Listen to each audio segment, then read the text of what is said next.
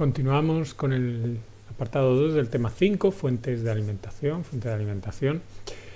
Bueno, ya hemos comentado, pero bueno, si no comento en este momento, la fuente de alimentación, fuente de energía, es aquel componente que se va a encargar de suministrar la corriente eléctrica a los componentes internos del equipo, de la caja, digamos, todos los componentes fundamentales, placa, discos duros, dispositivos ópticos, tarjetas gráficas, etcétera, ventiladores, bueno, todo lo que se conecta internamente va conectado a la corriente eléctrica, primero a través de esta fuente de alimentación y sus conexiones, ¿no?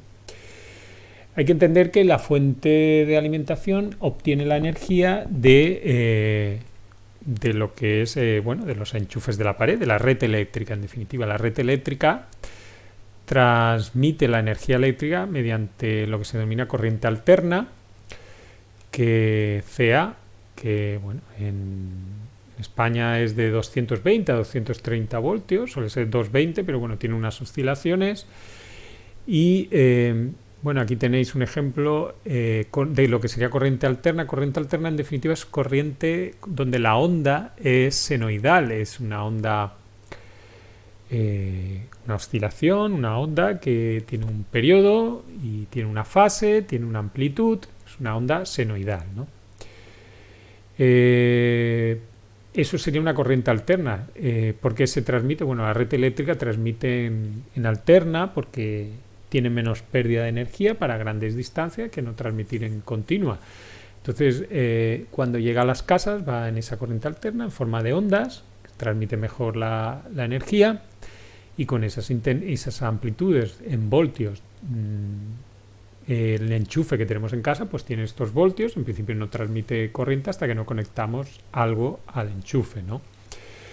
Entonces, que los equipos no van a funcionar directamente, los componentes electrónicos no van a funcionar directamente a esa corriente alterna que llega, sino que van a funcionar necesitarán estar alimentados a una corriente.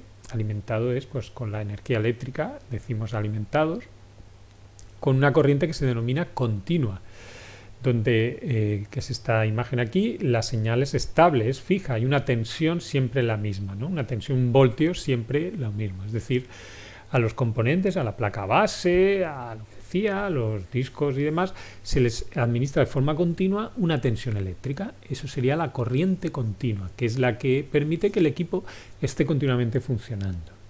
Ya digo, la corriente alterna es para transmitir la energía y la continua es para que los equipos funcionen. Bueno, pues la fuente de alimentación se va a encargar de coger de la red eléctrica esa corriente alterna y convertirla en corriente continua a las tensiones que ahora veremos posteriormente utilizan los componentes internamente.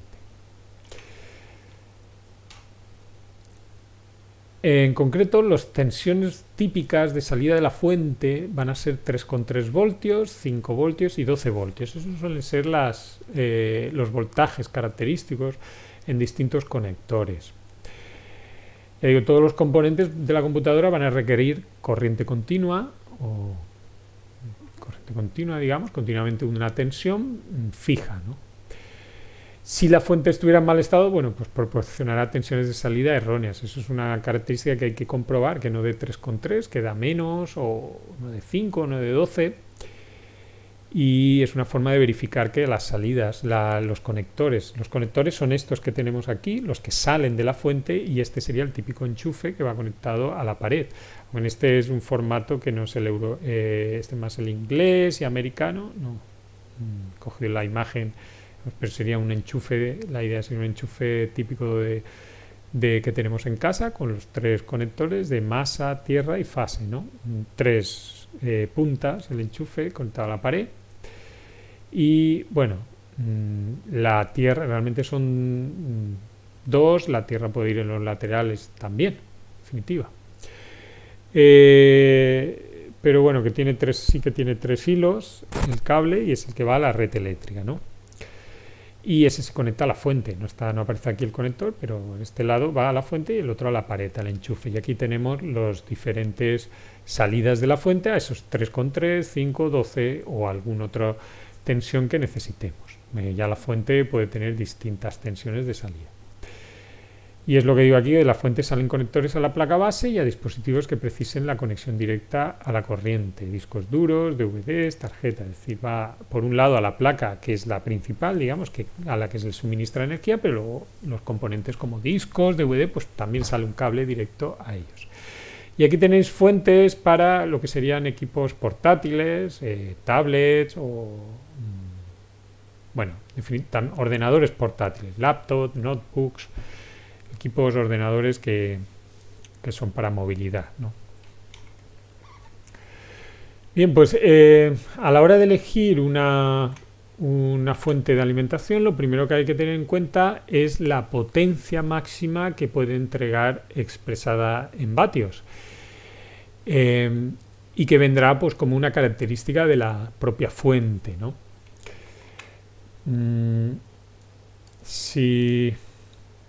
A ver si os puedo enseñar. A ver. La potencia es igual, porque esto es importante que lo conozcáis, a la multiplicación de V por I. V por I. Esta de aquí sería la multiplicación. La potencia es igual a la tensión por la intensidad. La tensión ya os he comentado, serían 3,3 voltios. A ver. Voy a subir el tamaño un poco. Pues 3,3 voltios la tensión, o 5 voltios, o 12 voltios, la tensión que sea, y la corriente pues depende de cada componente, consume más o menos corriente. Y en función de eso pues sabemos la potencia que va a consumir cada componente. ¿De acuerdo? Entonces cada componente consume una potencia que viene en las especificaciones del propio componente, y sumar las potencias consumidas por todos los componentes nos da, digamos, la fuente de alimentación, lo que necesitaremos, que como veremos posteriormente pues influyen otros factores. Pero en definitiva vamos a querer comprar una fuente. Si miramos aquí en la web, pues bueno, aquí vienen fuentes, por ejemplo, en esta van agrupadas por 600 vatios, de entre 600 y 900, estas entre 700 y 1000 vatios, 1200 para arriba, está en inglés. Pues aquí también en esta web, pues aquí tenéis fuentes de alimentación según la potencia, vatios, que se mide en vatios. Acordaros que la potencia pues se mide en vatios, ¿no? Potencia se mide en W, que serían vatios. La tensión eléctrica, los voltios, se mide en voltios, ¿no? Que le llaman la V, es la tensión eléctrica.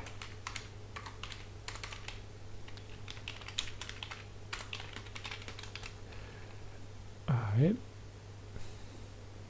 Pegarlo un poco más para acá.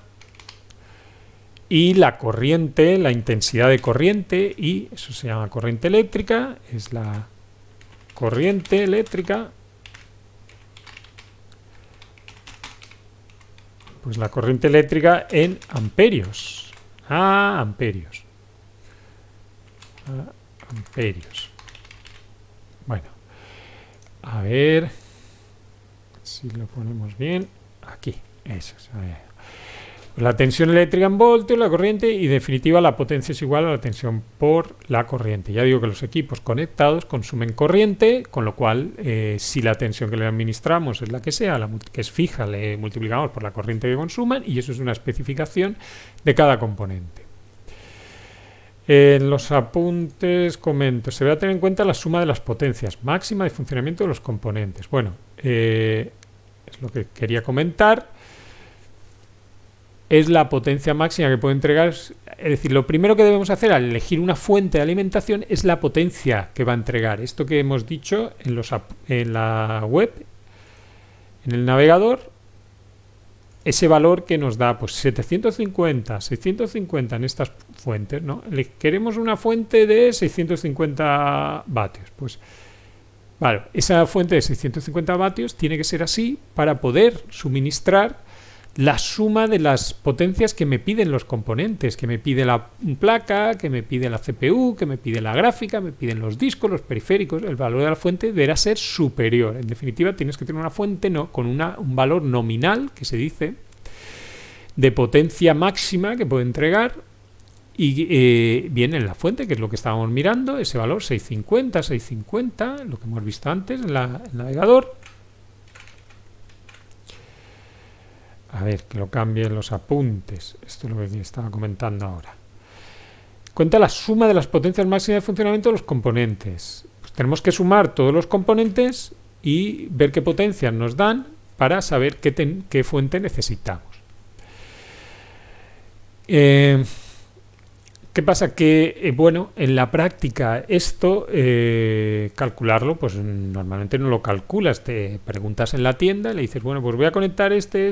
Y el chico de la tienda, pues como conoce bien los componentes y demás, pues te va a recomendar una fuente con una tensión nominal, o sea, una potencia nominal, o máxima, perdón, una potencia máxima, no nominal, máxima, que podrá entregar adecuada para los componentes. Lo que sí que podéis hacer, y de hecho haremos, es utilizar estas páginas web, que son calculadoras, como esta en Newegg, que son calculadoras que en función de los componentes os van a decir qué fuente de alimentación como mínimo debéis comprar, o qué potencia debéis disponer para esos componentes. Es decir, en ese calculador, por ejemplo, yo buscaría en la web por ejemplo, calculator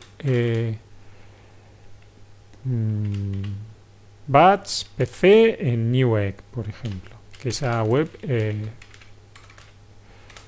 es conocida a nivel internacional. Aquí, pues en Newegg tienes el Power Supply Calculator, que te permite, pues, calcular en función de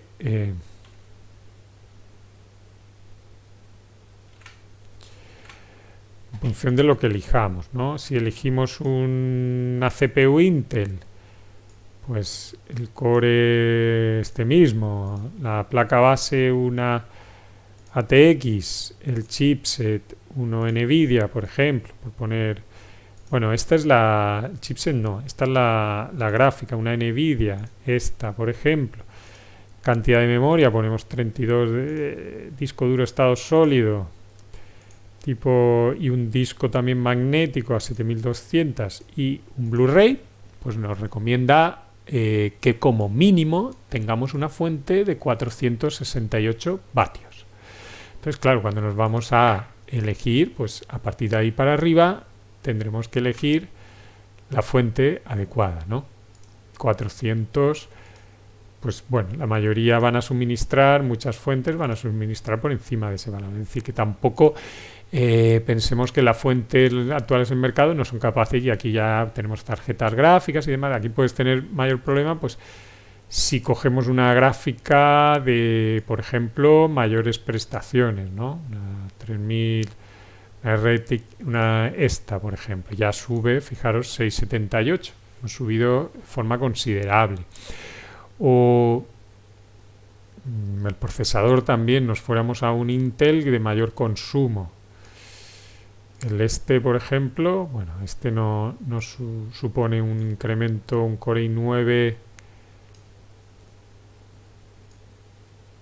un Xeon, aunque estos a menudo están optimizados para empresas. En definitiva, no afecta demasiado el cambio del procesador, pero sí que entre un i3 o un i5 a un i9 pues hay diferencia. Pues discos duros, si tuviéramos dos, pues va subiendo. Tenemos 2 unidades, ahora no, como aquí solo marca una. Bueno, ya digo que la gráfica suele ser un factor importante. Entonces aquí ya te tienes que ir a buscar una de 700 vatios como mínimo. Y de hecho, como veremos posteriormente, sí que es importante, porque esto te va a dar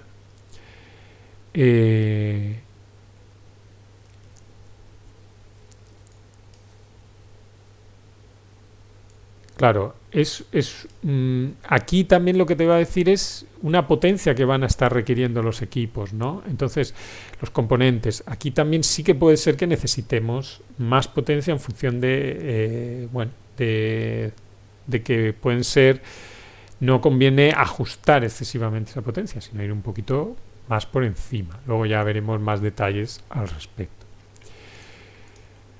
Pues esto, de momento, respecto a fuentes, sí que como calculadoras de fuente de alimentación hay